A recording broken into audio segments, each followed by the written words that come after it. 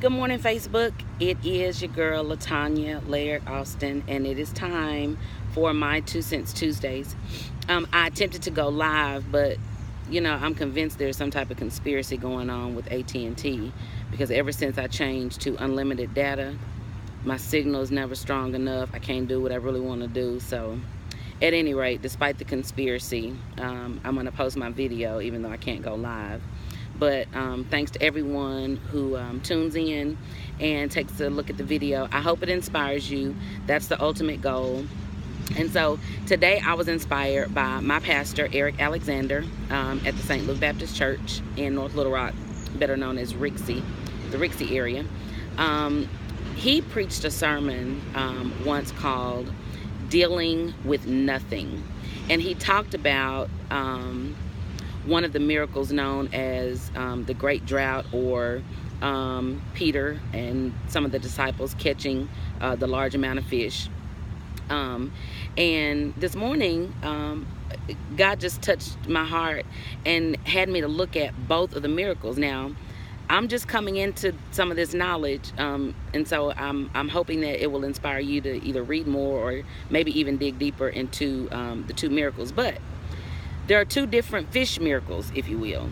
One in Luke, which was when Jesus was first gathering his disciples, and then one after the resurrection, which is discussed in John.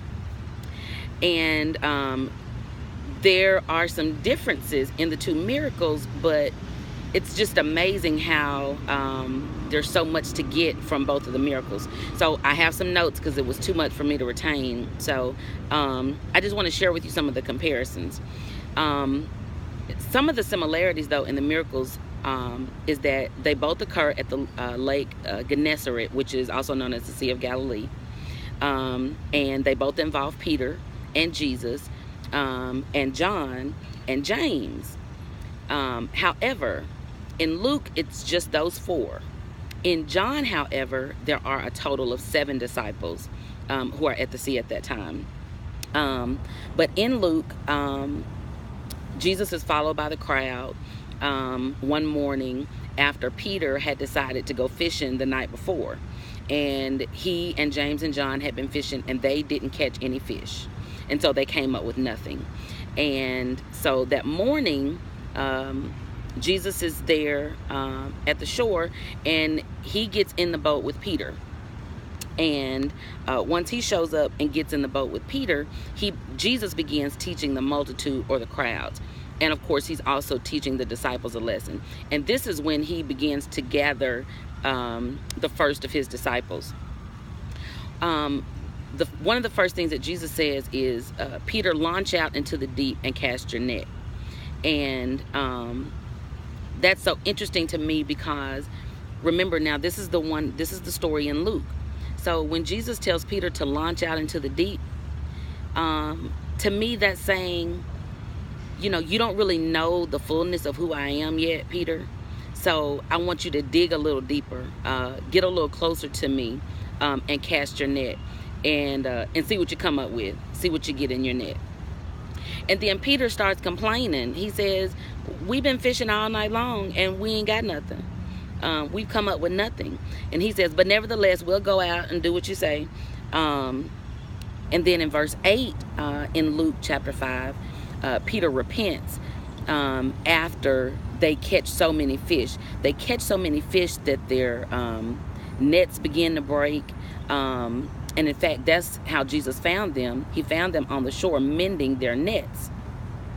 And so at that point, Jesus tells them, from now on, you're not going to be professional fishers of fish, but you're going to be fishers of men. And so that kind of concludes the story of that miracle in Luke chapter 5. However, in the miracle talked about in John chapter 21, starting with verse 1, note some similarities, but also note some differences. Again, they're at the Sea of Galilee. The same disciples, Peter, James, and John, are there fishing, but there are some additional disciples. Nathaniel is there, Thomas is there, and then 2 other disciples are there. And again, they're going fishing at night. Now, this is what was interesting to me. They were complaining that they didn't catch any fish, but they chose the shift that they went to work.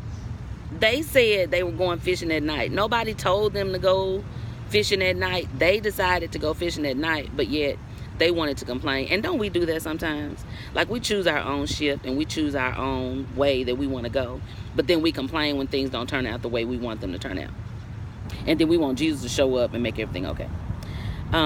So Jesus shows up in the morning again, but one, there's no crowd. There's no reference to a crowd in John.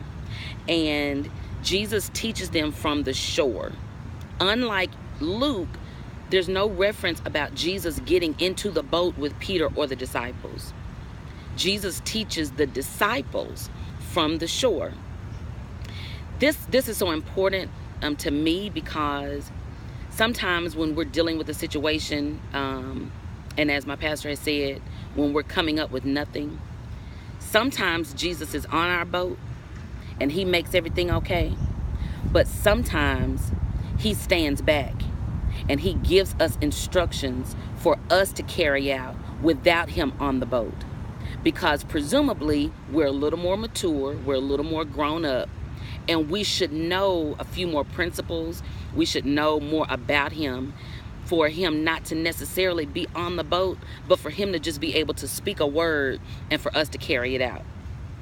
So, and the fact that there's no crowd there tells me that this was a more intimate lesson for the disciples, particularly Peter. This was a more intimate time for Jesus to teach them and share with them a little bit more about him, to show a different side of him to the disciples. And he tells the disciples to cast their net, but to cast their net on the right side. Now, note the differences in the detail. In Luke, Jesus says, launch out into the deep and cast your net for a catch. In John, he doesn't tell them to go to the deep. He says, cast your net on the right side, which to me says, at this point, the disciples have learned a little bit more about him. They're in the deep. So they've gained some more knowledge about him, but they're just not in the right position. They're not in the right spot. And don't we do that sometimes? Sometimes we learn a little bit more about Christ. We do more, we learn more, and we see different sides of him. But sometimes we're just not in the right position. And there was no complaining this time. There was no complaining about, well, we've been working all night and we ain't caught nothing. They just cast their net on the right side. There's no mention of any complaints or anything like that. And so when we learn more, when we mature more in Christ, sometimes our complaining should at least subside. We may complain sometimes, but sometimes we just need to grow up and stop complaining. Another thing that John points out is that when John, one of the disciples there, realizes that it's Jesus on the shore, Peter lunges into the sea, like puts on some more clothes and dives off into the sea and gets back to the shore, to Jesus. Now, you know, a lot of us say, you know, we all got a little Peter in us. You know, Peter was a cusser. Peter had some issues. He wanted to cut the man's ear off. You know, Peter had a lot of issues. You know, he was kind of bad about it.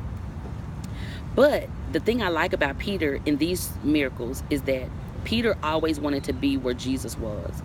If Jesus was in the boat, Peter was going to be in the boat. In Luke, Peter didn't lunge into the sea. In Luke, Peter stayed on the boat until it got back to the shore, just like Jesus. In this case, once Peter realized it was Jesus, he took off in the sea and got to Jesus. Now, here's the thing.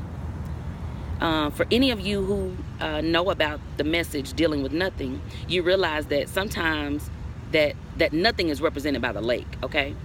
And what's special to me about this is that Peter dived off into his nothingness, just trying to get to Jesus. Sometimes we don't understand everything that's going on, and even if we've been fishing in the same lake and we come up with nothing, sometimes Jesus just wants to try us, God just wants to test our faith and see if we will dive off into our nothing, feet first, head first, just to get to him.